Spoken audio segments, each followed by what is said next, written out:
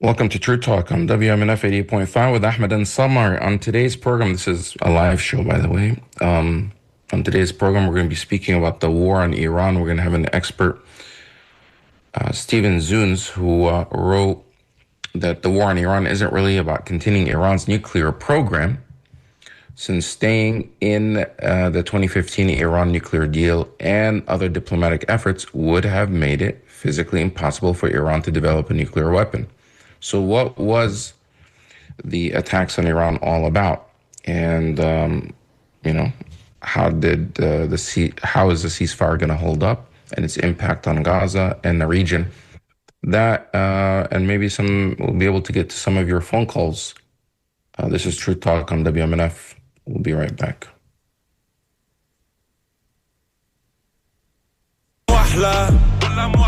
دق دق دق كلها تشوف الدنيا كحلة سحرة قحلة دق دق دق باش تشوف الدنيا أحلى والحومة مفحلة دق دق دق تستنى في عسل النحلة صبورة كحلة هزنا الطيار ورمانا في عقب الرحلة ضايع بين الحيوت وما لقيتش بلاصة حومة بين بلاد الهوت يما خلوني بشيخة مسموت وحكموا ناس الراقة والكراسي بالهبوط نحب نشد الروت ونقلب المناظر نقلب وجهي من هنا يما ما نحب نعيش الأحياء بالموت نوفا كيما ولد الجارة بشي خاطب له يا ليلي ويا ليلى وش باش نشكيلك يما وقالوا لي ليلى صغير وفي قلبي غمة حب ندير وندير الفوق يحبوا يقصوا لجناحي وليدك راني مخنوق ومنك طالب اسماحي ريوس الرجالة ميلة رزنك بالتخمام وبالشيخ عالم خاخم بعيلة ولاد الحومة اشواتنا مقايلة شرف العينين بالخير ما هيش مستفيلة حبوا يسوقونا كيف الزيلة ومربط في زريبة وخطوة السكينة مكيلة. Welcome back to True Talk on WMNF 88.5 with Ahmed and Samar. Today is Thursday, June 26th, and we're broadcasting live. So much is happening and evolving quickly in the Middle East. Since we talked since our show last week, the United States got into the war and did a one-time bombing so far of nuclear sites, and now there's a dispute on how effective it really was. Samar, welcome to the show, and let me know if were you surprised that America got in? I'm not sure if I should say surprised, but maybe because I kind of thought really he's going to wait 2 weeks, and I was wondering why 2 weeks, and maybe it's the 4th of July. So he's going to do fireworks for 4th of July. So I didn't expect it to happen so soon. But Ahmed, never a dull moment when Trump is a president. Like every day, if not every hour, you have something developing. You have something going on because he does not stop posting on Truth Social or on Twitter. Yeah, he wants to be in the news daily, it seems. Hourly, or at least, yes. He drives the news every day with his tweets and impacts the stock market and other things. But so you kind of fell for the ruse, the head fake, where he said it's going to be 2 weeks, but in reality, he was already planning to bomb those nuclear sites.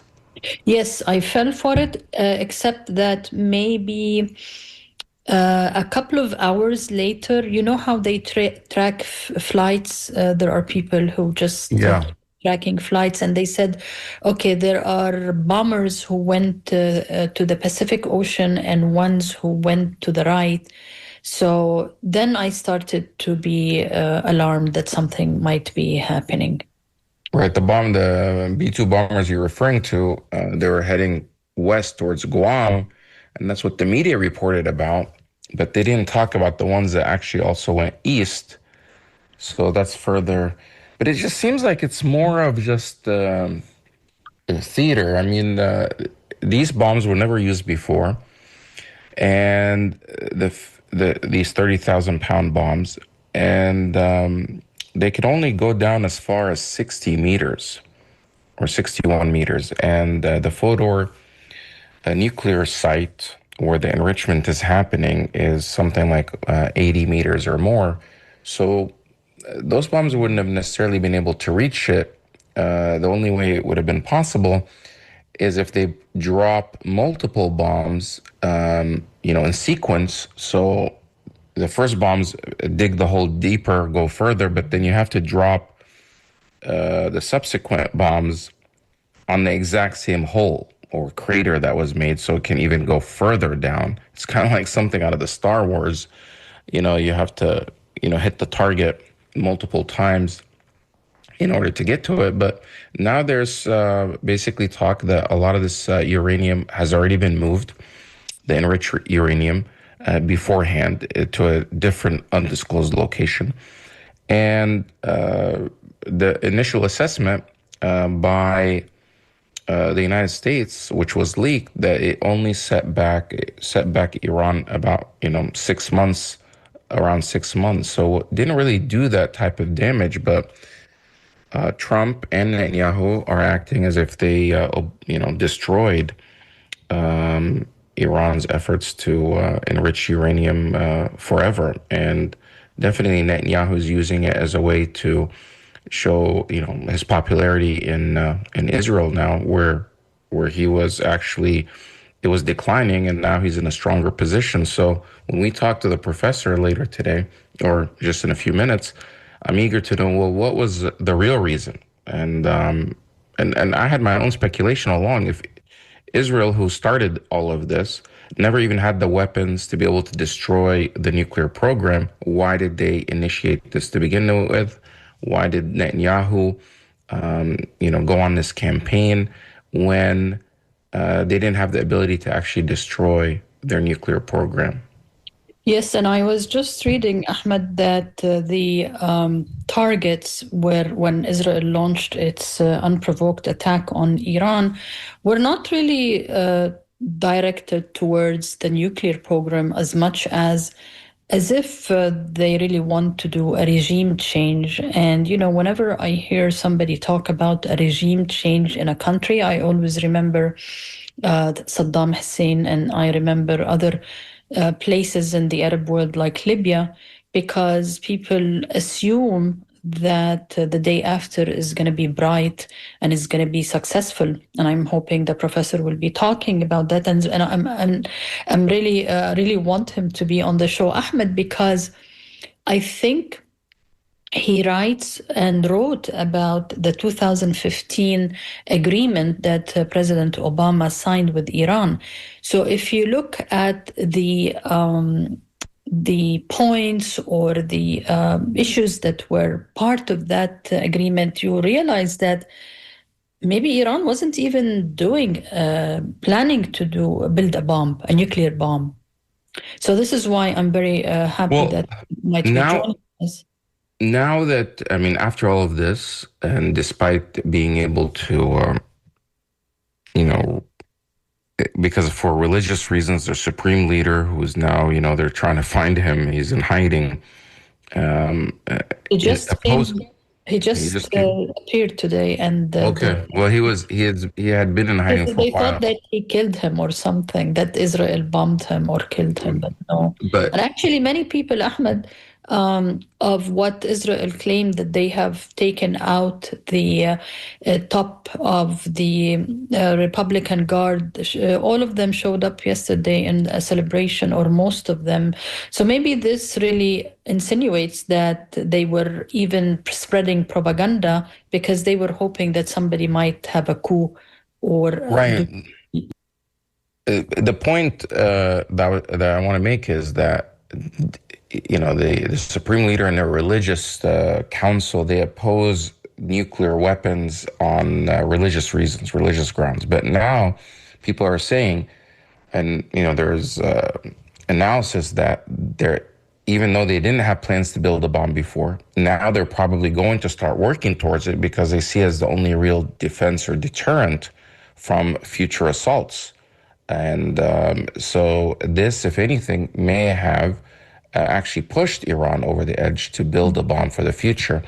And we'll be speaking more about that. But then I have a lot of I have a lot of doubts that actually much as was effective. This was all just political theater, and of course, Iran's so-called retaliation was telegraphed and told exactly. They told the United States what they're going to do, where they're going to bomb, and it seemed like just a military exercise to intercept these bombs that were sent to the U.S. Base in Qatar, and it was just kind of a show.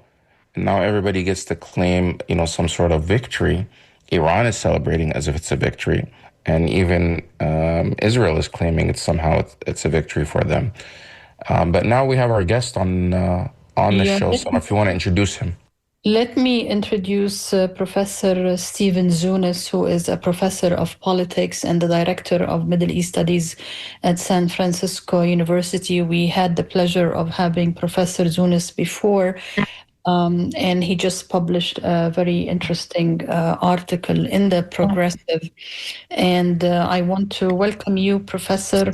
And Ahmed and I were just talking about, of course, Iran and what's going on, and you published Missed Opportunities on Iran. But before we do that, you also talk about and have written about the 2015 agreement that Obama signed with Iran, because if I remember correctly, it wasn't only the US and Iran, but also Britain, France, China, Russia, and the UN was coordinating. So what were the major agreements that Obama and Iran reached when it comes to nuclear bombs and this technology? And what was the major important things that the 2015 agreement between Iran and the US entailed? Well, basically, it made it physically impossible for Iran to make a nuclear weapon. It restricted uranium reprocessing to 3.67%, when in order to make fissile material for an atomic bomb, you have to have 90%. They destroyed thousands and thousands of their devices, that would have made it centrifuges that would have that could enrich uranium, and restricted them to only 5,000 total. Again, well below what could possibly make possible a nuclear weapon.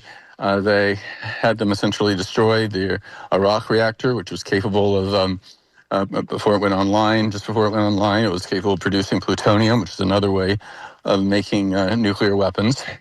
And they had one of the most rigorous inspection regimes ever. I mean, they controlled everything from mining and milling and processing, and the power plants and storage and anything that looked remotely suspicious. I mean, and really, it made it impossible to cheat. And so when Trump unilaterally, and all this was in return for lifting sanctions against Iran by the international community, which had been imposed by the United Nations earlier. Now, when Trump reneged on the agreement, he not only put U.S. sanctions back in place, but he made clear that other countries had too, mostly because if any government or any company continued to trade with Iran, the U.S. would boycott them, sanction them. So, for example, Total, the big French petroleum conglomerate, if they continue to work with the Iranian oil industry, the U.S. would essentially close all their gas stations here in the United States and everything else. And so, they've so there's a lot of pressure, and the sanctions, were imposed, and with devastating effects on the Iranian economy. I mean, the Iranian government has kind of been screwing up the economy anyway, but this made it even worse. And so it was a real setback. I mean, none of the other partners thought it was reasonable. Iran had been abiding by it 100%, and so we would not have had this crisis if Trump hadn't broken the agreement during his first term. which underscores my belief that the bombing was really not about the nuclear program. The United States, backed by Israel, was just looking for an excuse for war. If they kept the agreement in effect, there would have been no excuse for war. So, what was Iran doing since 2017 when it comes to its nuclear program? Was it developing anything, or? Oh yeah. They were when they figured if the United States, the international community, are not going to go through their end of the deal, neither will we. And so they started increasing enrichment of uranium well beyond the 5,000 centrifuges limit and well beyond the 3.67% limit. Now, still, and they're up to maybe 60%. Still well below what could be, make a nuclear bomb, but it was heading in that direction. So there's no evidence whatsoever, and U.S. intelligence confirmed this, that Iran had a nuclear weapons program. It was 100% a civilian program. However, by enriching uranium to that higher level, it gave some concerns that they could branch out, fork off to a militarized direction, and build a nuclear bomb within the next couple of years. Now, of course, Israel already has a large arsenal of nuclear weapons, as does India and Pakistan. They are also in violation of UN Security Council resolutions. But the United States has blocked the UN from enforcing those resolutions. In fact, they provide nuclear-capable fighter aircraft to all three countries and signed a nuclear cooperation agreement with India. So again, the concern here is not nuclear proliferation. It's an excuse to go after what is the only recognized government in the Middle East that has been challenging U.S. hegemony in the region, that has challenged Israel. And so that's really what their crime is. Okay, so when Israel bombed Iran, I was just reading maybe today, I think in the New York Times, saying that what Israel bombed was not really effective in terms of stopping the nuclear program for Iran, that they were really targeting areas where they could find a way to do a regime change, or as if they were hoping that there would be a coup, or I'm not sure if they were planting somebody, and if they really thought that the son of Shah could really come back on an airplane and assume the Shah rule in Iran. I mean, what was the thinking of Israel? Or were they just dragging the U.S.? I mean, you're certainly correct that, that Israel bombed, had targeted sites that had nothing to do with Iran's nuclear program, and even beyond their various military facilities. They bombed industrial and energy sectors. They even bombed the main media center in downtown Tehran. They killed nearly 1,000 Iranians, the vast majority of whom were civilians. But I don't think they're naive enough to think they could have triggered any kind of revolution. When a country is being bombed, people tend to rally around the flag.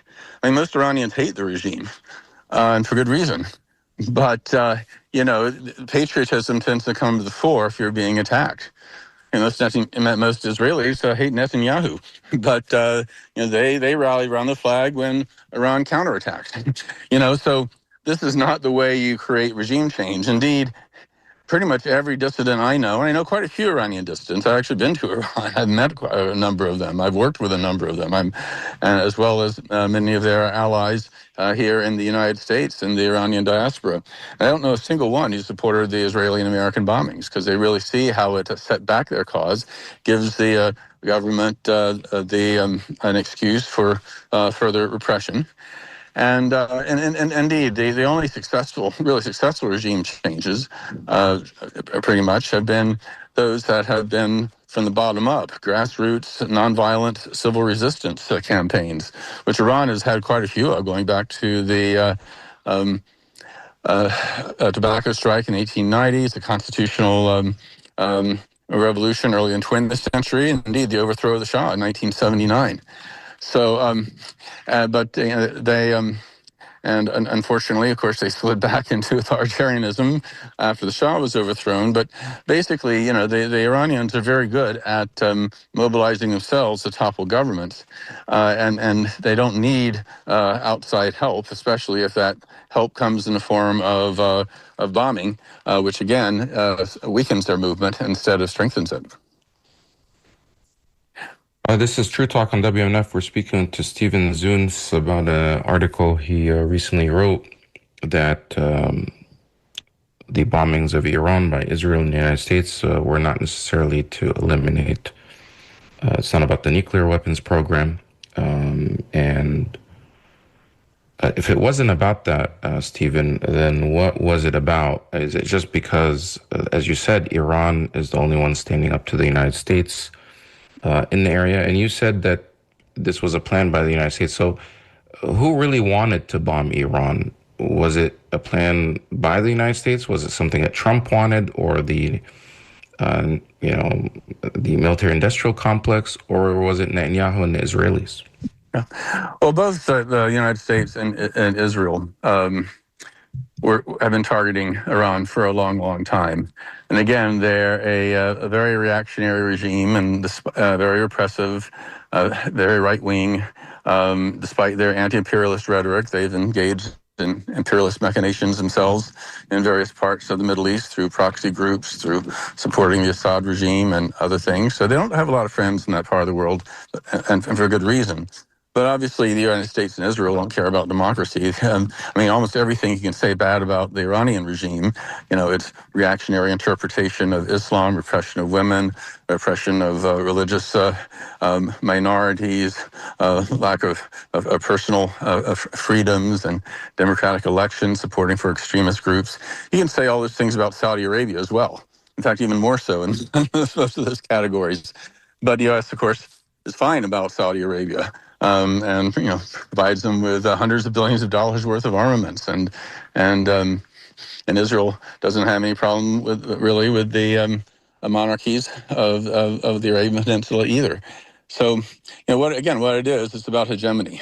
Just think about how freaked out the United States has been about Cuba all these decades. Totally obsessed by it.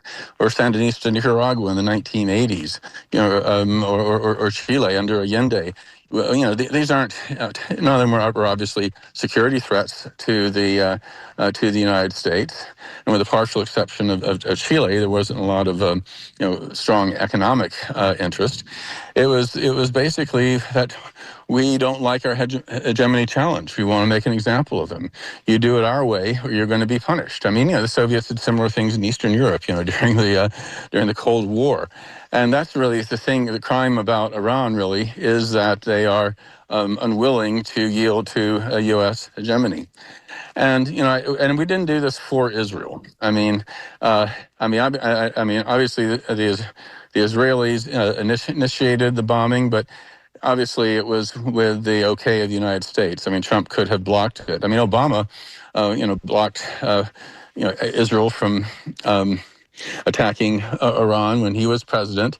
Indeed, if you look back at a whole series of presidents, Eisenhower, Nixon, Carter, Reagan, the senior president Bush, Obama, when Israel was engaged in or threatening to engage in, military operations that the United States thought were contrary in their interests, the U.S. was able to get to either prevent them or stop them in progress.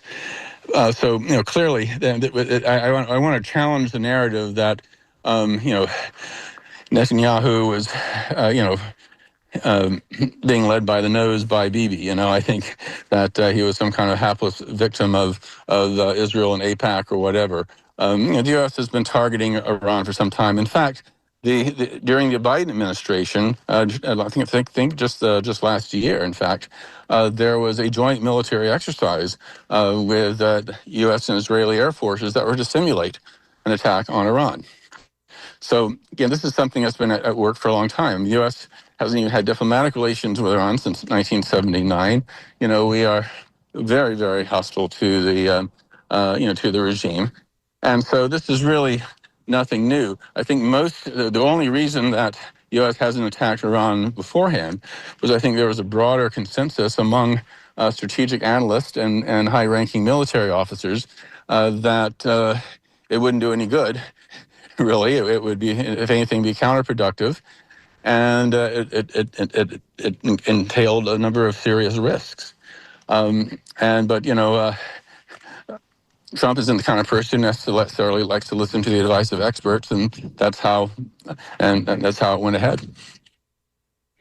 So, if Netanyahu has been obviously, there's all these clips and articles showing that Netanyahu has been sounding the alarm about Iran's nuclear program and bombs for the past 30 years, saying it's just about to happen. Obviously, he has been lying all along because they still haven't had it. So what has been his motivation in, championing this, like making it his life's goal to bomb Iran? Obviously, that again, Iran is a challenge to Israeli hegemony as well. Most Arab states have gotten in line to some degree or another, and also it's a distraction. I mean, everybody's been talking about Palestine, the ongoing genocidal war there, and the starving of people, these massive war crimes, denying food and medical aid, and massacring people lining up for food, and leveling entire towns and neighborhoods and things like that. But what have we been talking about the past 2 weeks instead? Iran. This is just as the European countries are finally, talking about sanctions and putting more pressure, as criticism here in this country of U.S. unconditional U.S. support has been getting higher and higher. I mean, this is the perfect distraction. And here's the thing. I mean, because Iran's such a nasty regime, they don't have a lot of friends. Palestinians have a lot more friends. And there's a lot more sympathy for their plight. I mean, there are people suffering under occupation and rain of bombs. Iran is very hard for even a fairly progressive political figure to stand up for Iran, due to the nature of the regime. And so I think when it's Israel versus Palestine, there's a lot less sympathy for Israel than if it's Israel versus Iran.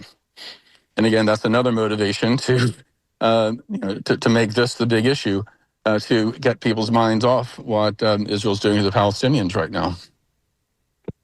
And when the president announced the strikes on Iran, he mentioned that this is the most dangerous country, that biggest, and not just the president but also Secretary of Defense, that they're the biggest sponsor of terrorism, and that they need to be eliminated.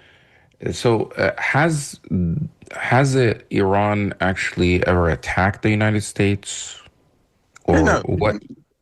Iran has not engaged in an aggressive war in over 225 years. But they've tried to twist it to say, they're responsible for the October 7th terrorist attack by Hamas, because Hamas is a proxy. But no, Iran has had some very limited support for Hamas financially, and some components for rockets, and even some small rockets as well. But Hamas has always gotten most of their money from the Arab Gulf, from Qatar, from Saudi Arabia, from the more conservative Sunni countries. They have, the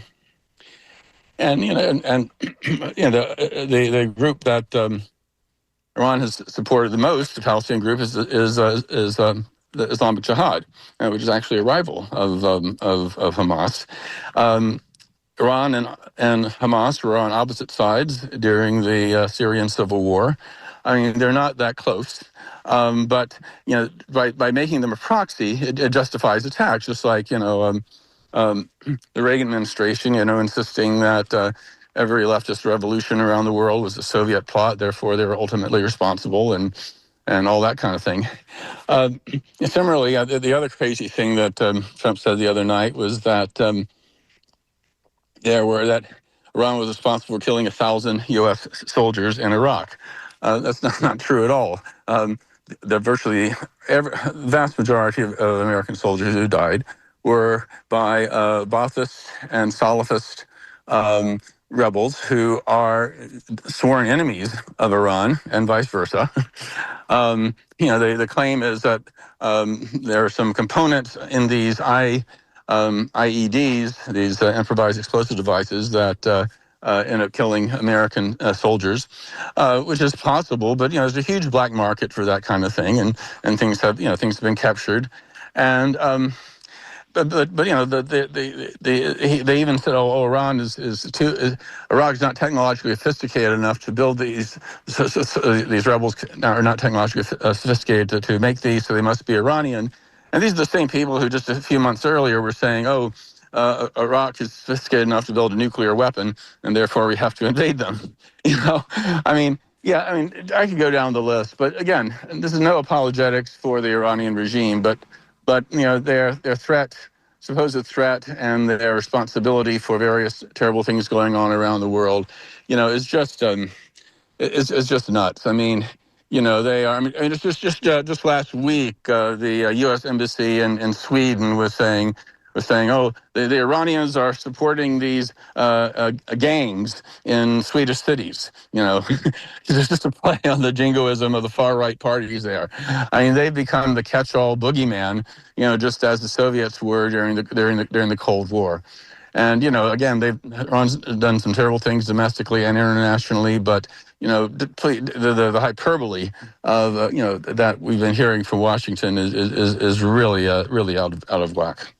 So you mentioned that Iran hasn't been in an aggressive war for 225 years, but they were in a war with Iraq, weren't they not? Oh yeah, very much so. And how is that not? That's like in maybe 30, 40 years ago. Yeah, in the 1980s, there was this devastating war between Iran and Iraq, which Iraq started, and the United States quietly supported Iraq. Indeed, when Iraq started using chemical weapons against the Iranians, the biggest use of chemical weapons since World War I, the U.S. tried to cover it up. And not only that, the U.S. Defense Intelligence Agency provided Iraq with satellite photos showing where there are concentrations of Iranian troops, the full knowledge they're using chemical weapons. Indeed, there's also the fact that came out in congressional hearings a couple of years later that the raw materials for the chemical weapons came from U.S. fertilizer and chemical fertilizers and pesticides that the U.S. was providing Iraq through USAID, and the full knowledge that they're being diverted to make chemical weapons. And it was the failure of the international community to come to Iran's defense, despite these kind of war crimes, that made Iran think maybe we should do some preliminary work on possibly getting a nuclear deterrent. They actually believed the United States lies that Iraq had revitalized their biological, and nuclear weapons program. Now, once U.S. invaded and found that wasn't true, Iran ended their nascent nuclear weapons research and activities.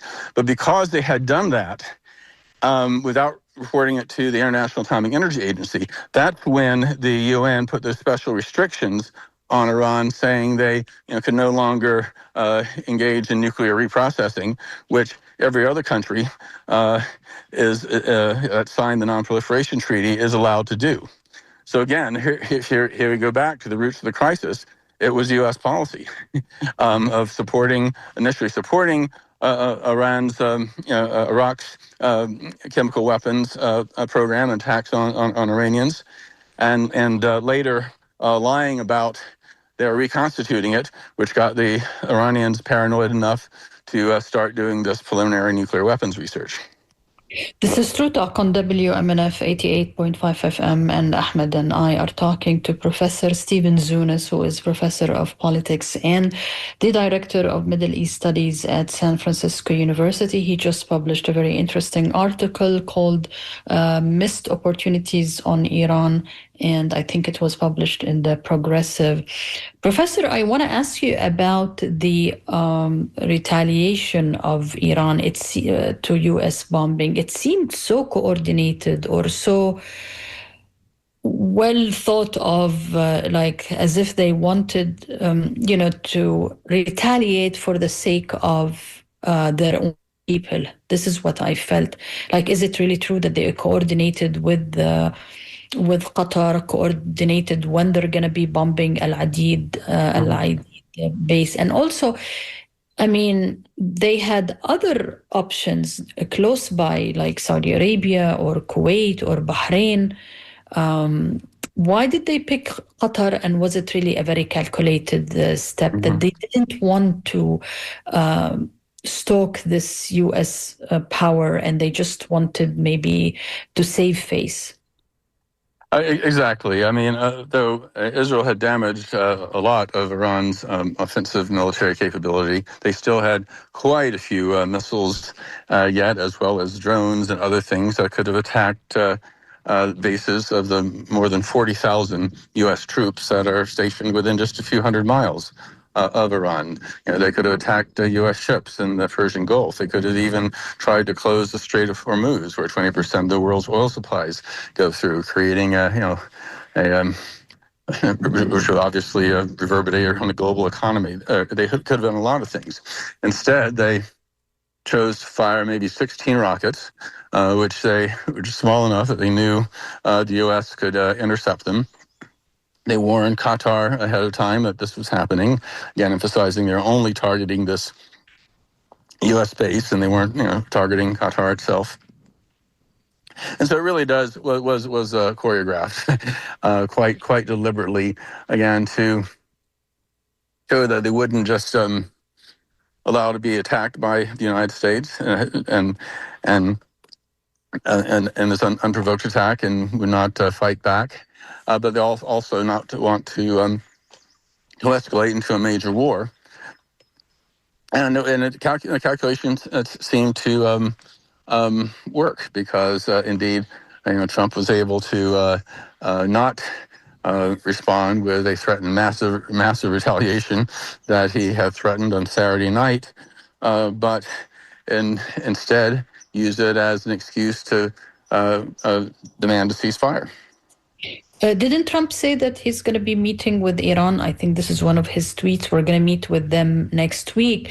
Does he always want to do something that Obama did? Like maybe now he wants to do a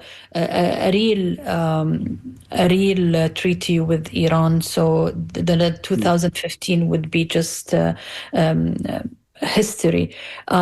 Is he looking for really doing a peace treaty with Iran, or figuring out a way to manage their nuclear program? I'm not sure. I mean, I met with Javad Zarif, the then Iranian foreign minister in Iran in 2019, and he talked about how the original Iran nuclear deal from 2015 had taken a decade of posturing, 2 years of intense negotiations, and he talked about he had no less than 50 meetings with Secretary of State John Kerry, going over every line, and so when Trump, broke off the treaty in 2018, says, "Oh, I can make a better deal. Like I'm the master deal maker. Look at my real estate empire, whatever." I mean, he was at best being naive, and more likely just being disingenuous again to provoke a crisis where he could respond militarily. Now, I'm open to the possibility, that there could be some kind of an agreement that along the lines of the 2015 agreement, then Trump could take credit for it and all that kind of thing. But more likely, I think it will be something of a stalemate, and I think we might end up with Iran, trying to dig out the entrances of the Fordo facility that had been blocked by the U.S. bombing, though they didn't damage the facility itself, apparently. They could, try to rebuild some of the damage. Then Israel say, "Oh, they're threatening to be nuclear again, so we got to bomb them again," and Iran will retaliate with some missiles. But in other words, kind of a more low-level, intermittent version of what we saw in the past 2 weeks, kind of a war, some kind of a war of attrition. But of course, again, that works in. Because, the U.S. and Israel know they can't destroy Iran's nuclear capability anyway. So again, this is something that would keep the militarists happy and keep people distracted from the Palestine question. There's of course a real danger in all this, though, is that the more hardline elements in Iran think maybe we do need a nuclear deterrent. Maybe we do need to build a nuclear bomb after all. I mean, because you look at when Iran was labeled part of the axis of evil along with Saddam's Iraq and North Korea. Let's remember Iraq got rid of their nuclear program, allowed inspectors to the International Atomic Energy Agency to come and confirm that. North Korea, by contrast, threw out the inspectors and started building nuclear weapons. Oh, which government is still in power now? The lesson for the Iranians say, hey, we need a nuclear deterrent like the North Koreans. After all, U.S. regime change is the official U.S. policy towards Iran.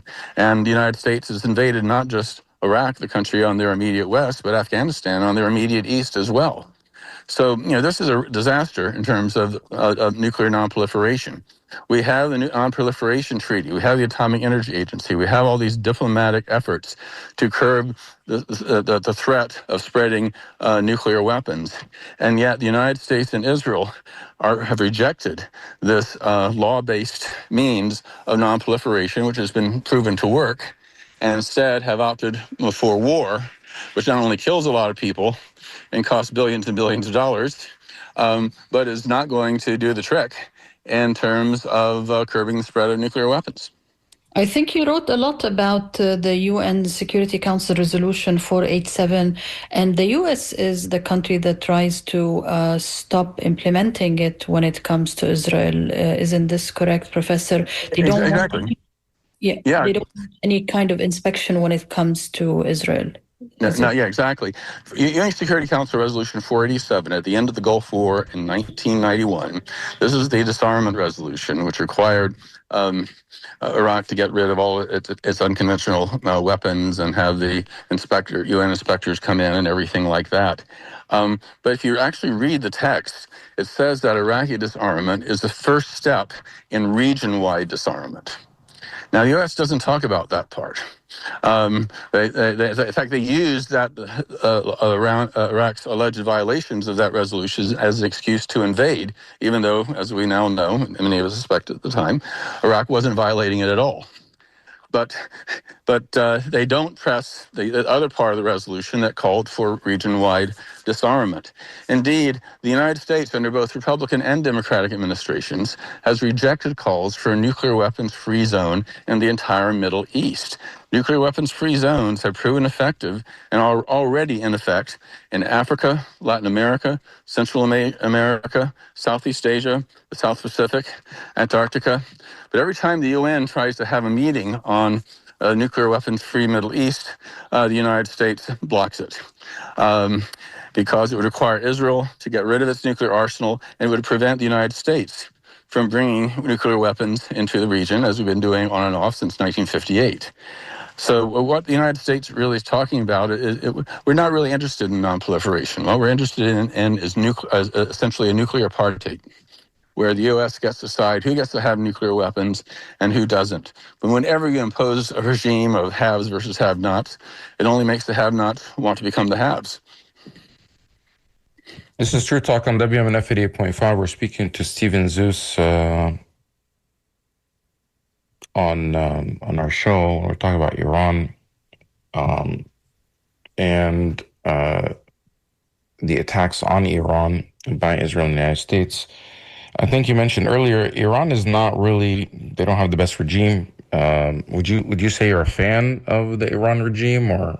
Hardly. I think I made it clear. They made it clear in a number of comments that I am not. Okay, just because listeners will always, hear it earlier. No, I've actually been a strong supporter of the pro-democracy struggle there, and the thing is, the regime is going to fall eventually. They're lacking. The overwhelming majorities of Iranians don't want them, but it's kind of like, for my most recent trip to Iran, it reminds me of Eastern Europe in the 1970s. They're not quite ready to overthrow the authoritarian system. but they don't. But the ideological hegemony that justify it is gone.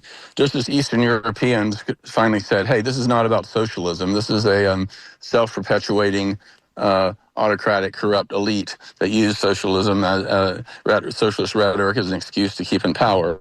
And similarly, a common slogan in Iran is the Islamic Republic is neither. I mean, even those who may like the idea of an Islamic Republic in theory, recognize that that the regime is engaging in very un-Islamic policies and is repressive and is corrupt, and people are sick and tired of the social conservatism and everything else. I mean, the only reason the Islamists came to power in the first place is that when the U.S. overthrew the democratically elected government in back in 1953 and brought the Shah back into exile, who was a very brutal dictator. I mean, his secret police, the Savak, murdered and tortured, hundreds of thousands of Iranians. Many fled into exile or were otherwise silenced, killed, imprisoned. And it was so effective at wiping out the liberal, leftist, secular, and nationalist opposition. Almost the only organized opposition left came from the mosques. It was the clerics. And Iran, unlike most of the Islamic world, is Shia. And the big difference between the Sunni and Shia faith, Sunni Islam is pretty egalitarian. The Shias have a strict hierarchy. The Ayatollahs are essentially the equivalent of the cardinals in the Catholic Church. So in addition to overseeing houses of worship, they have whole networks of schools and hospitals and social services and that kind of thing. So they had the social base in which they could come and dominate the revolution and take over. And for various reasons, a particularly reactionary brand of Shiism ended up dominating. But the Iranians are not super religious in the way, at least in the way that the Ayatollah Khamenei and those characters are trying to impose things. And but again, we're using it's a problem that the United States is responsible for ultimately. That is then used as an excuse, for hostility and war. It's a classic case of what people call blowback. Short-term victories, short-term tactical victories, end up being strategic disasters. And it seemed like history was kind of repeating itself, that this could potentially happen again had they moved forward and tried to do a regime change, because there was a lot of talk about regime change last week. Even Trump tweeted about it, that, it became obvious that really the goal was not to eliminate Iran's nuclear weapons, because they really couldn't without putting boots on the ground or doing an invasion. But it was more about regime change. But now they kind of pulled off on that for now. And had they done regime change, it would have been just regime change, the military force from the outside ends up in situations like Iraq, like Libya. The places where regime change from the bottom up, non-violently, they have a much, much more likely chance of creating a stable, democratic country. But look at the U.S. and the Middle East. Do we really want democracies? All our friends there are dictatorial regimes or occupation armies. I don't think the United States would necessarily like to see a regime change if it was truly democratic and truly representative of the Iranian people. It's kind of like there's a strong sense of nationalism in Iran. Iran's been a major regional power on and off for 2,500 years. And the U.S. is acting like it's some, tiny Caribbean or Central American country that, we've invaded and taken over and has to bend to our will. And that's really stimulated a lot of nationalism among the Iranians. I mean, any of your listeners who know people of Persian background, you know how proud they are of their country, even if they hate the government. And so, and here's the big mistake the United States has made. As in Vietnam, we said, oh, it's communism, it's the spread of a totalitarian ideology, like the Nazis. So we have to go to war and bomb and send all these troops. But yes, the movement, what we call the Viet Cong, the National Liberation Front, was certainly communist-led, but they're first and foremost a nationalist movement. So the more we bombed, the more troops we had, the stronger the resistance. And that's a similar thing in Iran. We see the Islamist aspect of it, but we don't recognize how the mullahs have taken advantage of that strong sense of nationalism. And the more the United States attacks, the more the United States threatens, the stronger the regime becomes. Yes, regime change, but it has to be from the Iranians themselves, and we need to stay the hell out. Right. I mean, there hasn't been any regime change opportunities, or the United States always, when it came to supporting bottom-up revolutions, they kind of always supported the wrong side. Yeah. Usually, the dictators or even counter-revolutions against the will of the people there. But I wanted to just, we only have like 3 or 4 minutes left. I wanted to,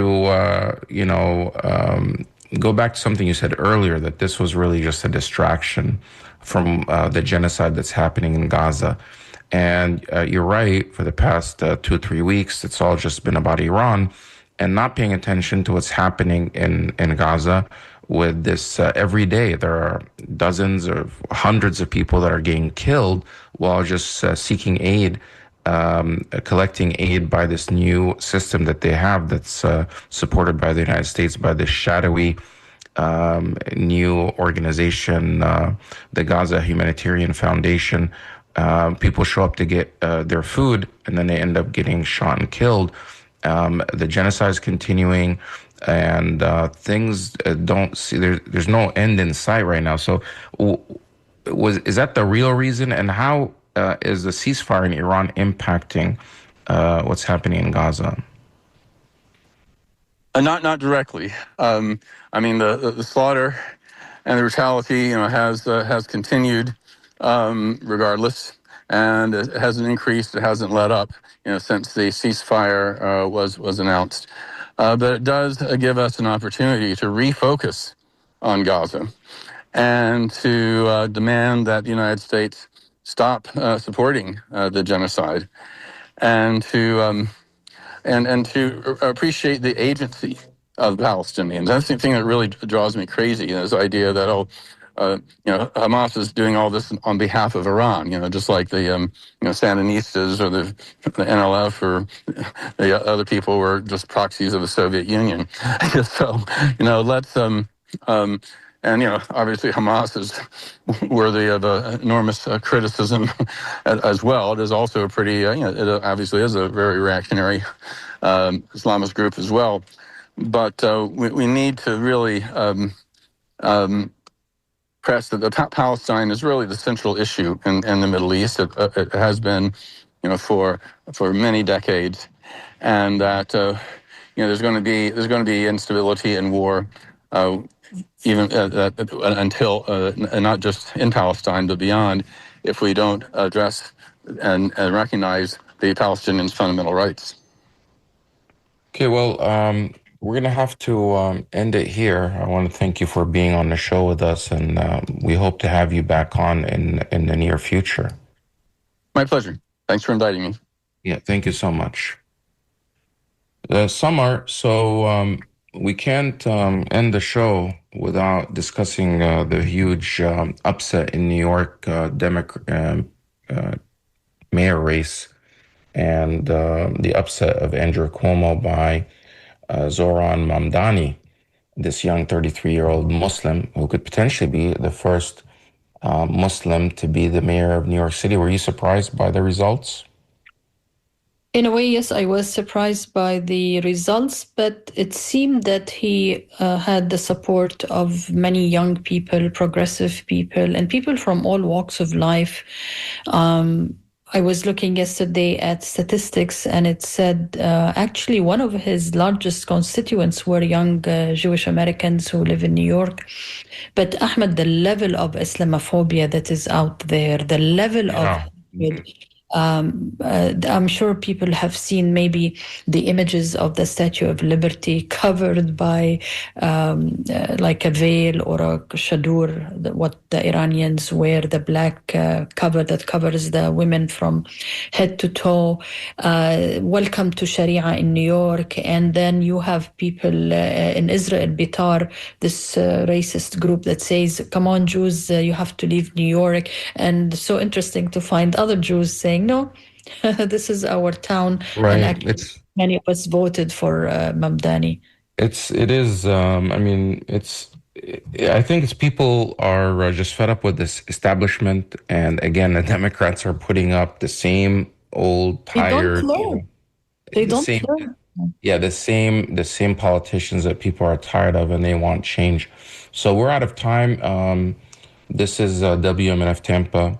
Have a great weekend, everyone. The news is next, and congratulations to